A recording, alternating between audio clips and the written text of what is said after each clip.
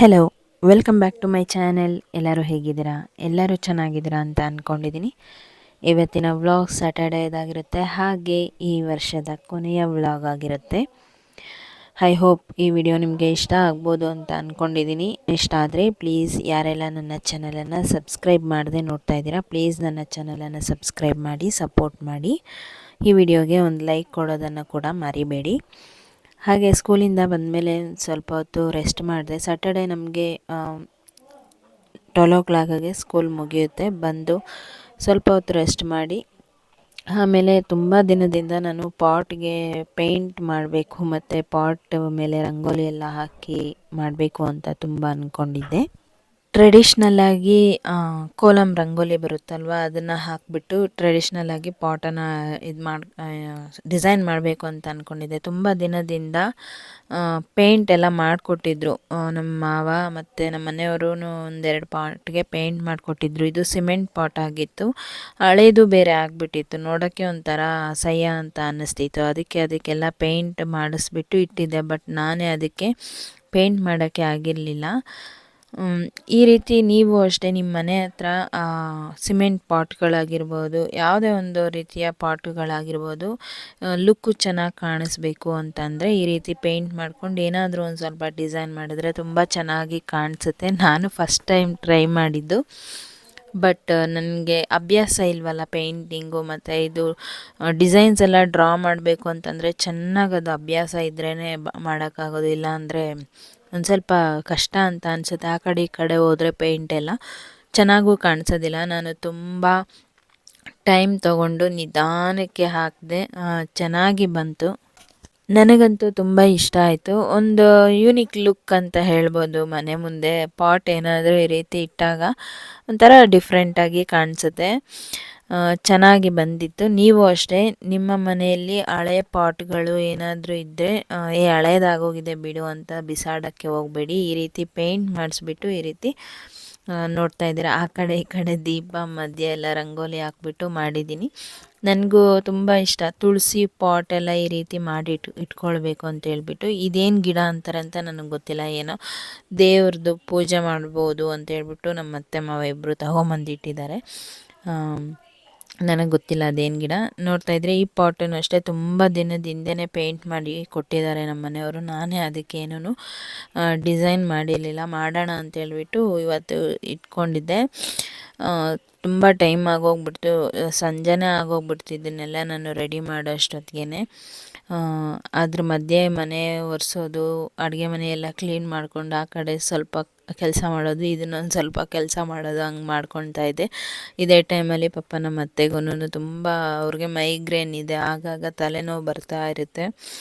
ಆದರೂ ಅವರು ಒಂದು ಸ್ವಲ್ಪ ಕೆಲಸ ಮಾಡ್ತಾಯಿದ್ರು. ನಾನು ಇದನ್ನು ಮಾಡ್ತಿದ್ನಲ್ವ, ಅದಕ್ಕೆ ಅವರು ಬೇರೆ ಕೆಲಸ ಎಲ್ಲ ಮಾಡಿಕೊಡ್ತಾಯಿದ್ರು.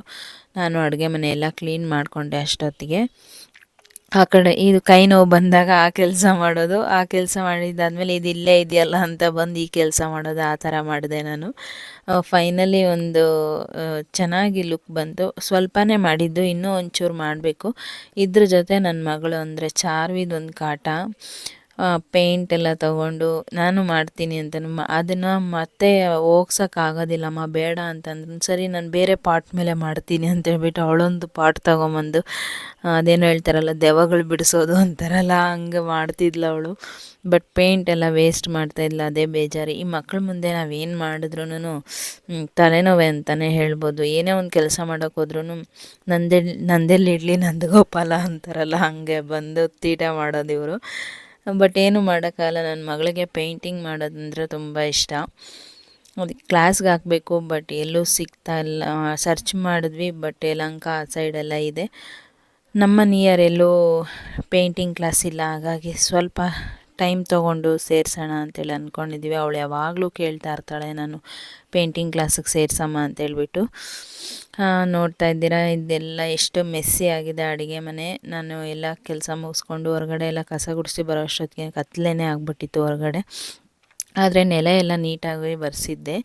ಮೇಲೆ ಶೆಲ್ಫ್ ಮೇಲೆ ಎಲ್ಲ ಮೆಸ್ಸಿ ಆಗಿತ್ತು ಅಷ್ಟೇ. ಅದನ್ನೆಲ್ಲ ಕ್ಲೀನ್ ಮಾಡ್ಕೊಂಡು ಈಗ ಅಡುಗೆ ಮಾಡೋಣ ಅಂಥೇಳಿ ಅಡುಗೆ ಮನೆಗೆ ಬಂದಿದ್ದೀನಿ.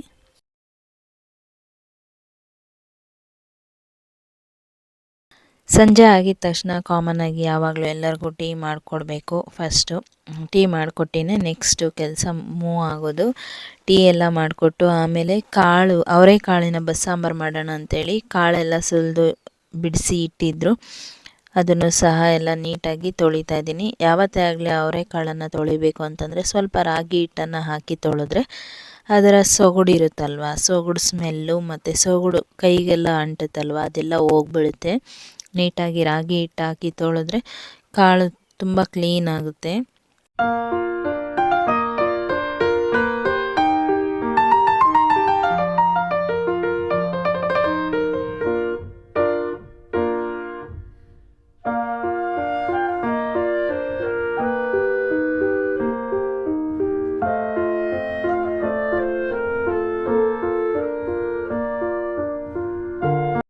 ಹಾಗೆ ಒಂದು ಕಡೆ ಅವರೆಕಾಳು ಬೇಯಿಸೋದಕ್ಕೆ ನೀರನ್ನು ಫಸ್ಟು ಕಾಯಿಸ್ಕೊಂಡು ಆಮೇಲೆ ಅದರೊಳಗಡೆ ಕಾಳು ಹಾಕಿ ಉಪ್ಪು ಹಾಕಬೇಕು. ಯಾವತ್ತೇ ಆಗಲಿ ತೊಗರಿಬೇಳೆ ಆಗಿರ್ಬೋದು, ಇಲ್ಲ ಏನೇ ಒಂದು ಬೇಳೆ ಕಾಳು ಯಾವುದೇ ಆಗಲಿ ಫಸ್ಟ್ ನೀರು ಕಾಯಿಸ್ಕೊಂಡು ಅದರೊಳಗಡೆ ಹಾಕಿದ್ರೆ ತುಂಬ ಚೆನ್ನಾಗಿ ಸಾಫ್ಟಾಗಿ ಬೇಯುತ್ತೆ.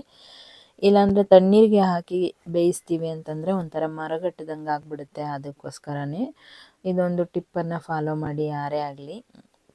ಹಾಗೆ ಬಸ್ಸಾಂಬಾರು ಮಾಡೋಣ ಅಂತ ಹೇಳ್ಬಿಟ್ಟು ಮಾಮೂಲಿ ಸಾಂಬಾರು ಯಾವ ರೀತಿ ಮಾಡ್ತೀವೋ ಅದೇ ರೀತಿಯೇ ಇದನ್ನು ಬಸ್ಸಾರು ಮಾಡೋದು. ನಾನು ಒಂದು ಬಾಣಲಿಗೆ ಈರುಳ್ಳಿ, ಬೆಳ್ಳುಳ್ಳಿ, ಜೀರಿಗೆ, ಮೆಂತ್ಯ, ಸ್ವಲ್ಪ ಒಣಮೆಣ್ಸಿನ್ಕಾಯಿ, ನಾನು ಅರ್ಧ ಸಾಂಬಾರು ಪುಡಿಯನ್ನು ಹಾಕ್ಕೊಂಡ್ರೆ ಇನ್ನರ್ಧ ಒಣಮೆಣ್ಸಿನ್ಕಾಯನ್ನು ಹಾಕ್ಕೊಳ್ತೀನಿ. ಯಾಕಂದರೆ ಸ್ವಲ್ಪ ಸಾಂಬಾರು ನಮ್ಮನೇಲಿ ಖಾರ ಕಡಿಮೆ ಅಂತ ಅನ್ನಿಸ್ದಾಗ ಮೆಣಸಿನ್ಕಾಯನ್ನು ಹಾಕ್ಕೊಳ್ತೀವಿ. ಒಂದು ಸ್ವಲ್ಪ ಕರಿಬೇವಿನ ಸೊಪ್ಪು ಇಷ್ಟನ್ನು ಹಾಕಿಬಿಟ್ಟು ಹುಣಸೆಹಣ್ಣು, ಟೊಮೆಟೊ ಎರಡನ್ನೂ ಬಳಸ್ತೀವಿ ನಾವು.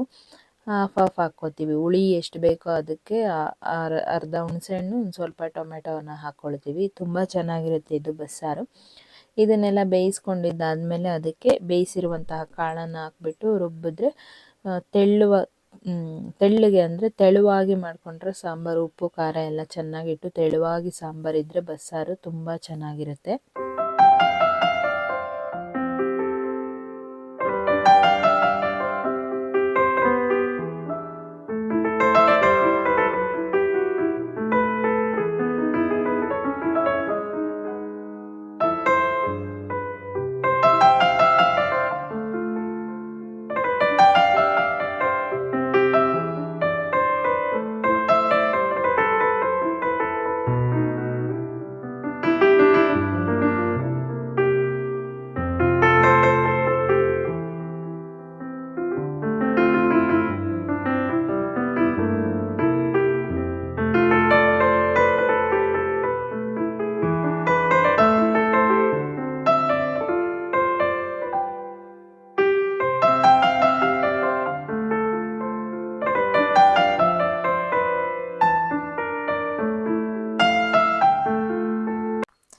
ಎಣ್ಣೆಯಲ್ಲಿ ಬೇಯಿಸಿರೋವಂಥದ್ದನ್ನೆಲ್ಲ ಮಿಕ್ಸಿಗೆ ಹಾಕ್ಕೊಂಡು ನುಣ್ಣಗೆ ರುಬ್ಕೊಳ್ತೀನಿ. ಯಾವತ್ತೇ ಆಗಲಿ ನಾನು ಮಸಾಲೆನ ಅದನ್ನು ಈಗ ಒಂದು ಸೈಡಲ್ಲಿ ಒಗ್ಗರಣೆಯನ್ನು ಹಾಕ್ತಾಯಿದ್ದೀನಿ. ಎಣ್ಣೆ, ಸಾಸಿವೆ, ಕರಿಬೇವಿನ ಸೊಪ್ಪನ್ನು ಹಾಕಿಬಿಟ್ಟು ಇದಕ್ಕೆ ಒಗ್ಗರಣೆ ಹಾಕಿ ನಮ್ಗೆ ಎಷ್ಟು ಬೇಕೋ ಅಷ್ಟು ನೋಡಿಕೊಂಡು ನೀರನ್ನು ಸೇರಿಸಿ ಉಪ್ಪು ಖಾರ ಎಲ್ಲ ಅಡ್ಜಸ್ಟ್ ಮಾಡಿಕೊಂಡ್ರೆ ಬಸ್ಸಾಂಬಾರು ರೆಡಿ ಆಗಿಬಿಡುತ್ತೆ. ಹಾಗೆ ನನ್ನೆಲ್ಲ ಪ್ರೀತಿಯ ಸಬ್ಸ್ಕ್ರೈಬರ್ಸ್ಗೆ ಮತ್ತು ನನ್ನ ವ್ಯೂವರ್ಸ್ಗೆ ಹೊಸ ವರ್ಷದ ಹಾರ್ದಿಕ ಶುಭಾಶಯಗಳನ್ನು ಅಡ್ವಾನ್ಸ್ ಆಗಿ ಹೇಳ್ತಾ ಇದ್ದೀನಿ. ಯಾಕೆಂದರೆ ನಾಳೆ 1ನೇ ತಾರೀಕಾಗಿರುತ್ತೆ. ಹೊಸ ವರ್ಷ ಯೂಶ್ವಲಿ ನಮ್ಮೆಲ್ಲರಿಗೂ ಗೊತ್ತಿರೋಂಗೆ ನಮಗೆ ಯುಗಾದಿ. ಬಟ್ ಏನೋ ಒಂದು ಡೇಟ್ ಚೇಂಜ್ ಆಗ್ತಾಯಿದೆ, ಇಸ್ವಿ ಚೇಂಜ್ ಆಗ್ತಾಯಿದೆ ಅನ್ನೋ ಒಂದು ಕಾರಣಕ್ಕಷ್ಟೇ ನಮಗೆ ಹೊಸ ವರ್ಷ ಇರೋದು ಯುಗಾದಿ ಹಬ್ಬಕ್ಕೆ. ಆದರೂ ಒಂದು ಹೊಸ ಡೇಟು, ಹೊಸ ವರ್ಷ ಶುರು ಆಗ್ತಾಯಿದೆ ಅನ್ನೋದಕ್ಕೋಸ್ಕರ ಅಷ್ಟೇ. ನಿಮ್ಮೆಲ್ಲರ ಕನಸು, ಆಸೆಗಳೆಲ್ಲ ಈ ವರ್ಷ ಏನೇನು ಬ್ಯಾಲೆನ್ಸ್ ಉಳಿದಿದೆಯೋ ಮುಂದಿನ ವರ್ಷ ನಿಮ್ಮೆಲ್ಲರಿಗೂ ಅದು ಈಡೇರಲಿ ಅಂತ ಕೇಳ್ಕೊಳ್ತೀನಿ. ಹಾಗೆ ಎಲ್ಲರಿಗೂ ಆರೋಗ್ಯ ಭಾಗ್ಯ ಕೊಡಲಿ ಅಂತ ದೇವರಲ್ಲಿ ಕೇಳ್ಕೊಳ್ತೀನಿ. ಒನ್ಸ್ ಅಗೇನ್ ಹೊಸ ವರ್ಷದ ಹಾರ್ದಿಕ ಶುಭಾಶಯಗಳು. ಎಲ್ಲರಿಗೂ ಹ್ಯಾಪಿ ನ್ಯೂ ಇಯರ್. ಸ್ಯಾಟರ್ಡೇ ನಮ್ಮದು ವಾರ ಆಗಿರುತ್ತೆ ನಮ್ಮ ಮನೆಯಲ್ಲಿ. ನಮ್ಮ ಮನೆ ದೇವರು ಚೆನ್ನಕೇಶವ ಸ್ವಾಮಿ. ನಮ್ಮ ಅತ್ತೆನೂ ಸಹ ದೇವ್ರ ಮನೆಯಲ್ಲೆಲ್ಲ ನೀಟಾಗಿ ಪೂಜೆಯನ್ನು ಮಾಡಿ ಮುಗಿಸಿದ್ರು.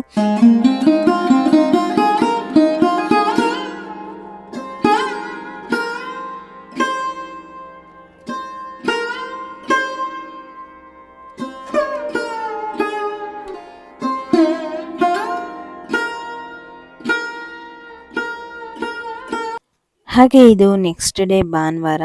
ಇದು ಒಂದು ರೆಸಾರ್ಟ್ ಬೀಗ್ರೂಟ ಅಂತ ಇತ್ತು, ಅದಕ್ಕೋಸ್ಕರ ಹೋಗಿದ್ವಿ. ನೋಡ್ತಾ ಇದ್ದೀರಾ ನಮ್ಮ ಮನೆಯವರಲ್ಲಿ ಉಯ್ಯಾಲೆ ಆಡ್ತಾ ಇದ್ದಾರೆ. ಹಾಗೆ ಚಾರ್ವಿ ಅಲ್ಲಿ ಪಾರ್ಕ್ ಎಲ್ಲ ಇತ್ತು, ಚಾರ್ವಿನ ಕರ್ಕೊಂಡು ಅಲ್ಲಿ ಸ್ವಲ್ಪ ಹೊತ್ತು ಆಟ ಆಡಿಸ್ತಾ ಇದ್ರು. ಹಾಗೆ ಸ್ವಿಮ್ಮಿಂಗ್ ಪೂಲ್ ಎಲ್ಲ ಇತ್ತು. ನಾನು ನಮ್ಮತ್ತೆ ಮತ್ತು ಇವರು ನಮ್ಮತ್ತೆಯವರ ಅಕ್ಕ ಎಲ್ಲರೂ ಕೂತು ಮಾತಾಡ್ತಾ ಇದ್ವಿ. ತುಂಬ ಚೆನ್ನಾಗಿತ್ತು ಊಟ. ಮತ್ತು ನಾನು ಬೇರೆ ಯಾವುದೇ ರೀತಿಯ ವಿಡಿಯೋ ಮಾಡೋಕ್ಕೆ ಹೋಗಲಿಲ್ಲ. ನೋಡ್ತಾ ಇದ್ದೀರಾ ನಮ್ಮ ಮನೆಯವರು ಮತ್ತು ಚಾರ್ವಿ ಫುಲ್ಲು ಪಾರ್ಕು ರೆಸಾರ್ಟ್ ಎಲ್ಲ ಓಡಾಡ್ತಾ ಇದ್ದಾರೆ. ತುಂಬ ಚೆನ್ನಾಗಿತ್ತು ಅಲ್ಲಿ ನೇಚರು. ಇದು ಬಂದು ದೇವನಹಳ್ಳಿ ನಿಯರ್ ಇದೆ ಈ ರೆಸಾರ್ಟು, ತುಂಬ ಚೆನ್ನಾಗಿದೆ. ನಾವು ಎಲ್ಲ ಅಲ್ಲಿ ಮಟನ್ ಊಟ ಎಲ್ಲ ಮುಗಿಸ್ಕೊಂಡು ಬೇಗನೆ ಹೊರಟ್ವಿ.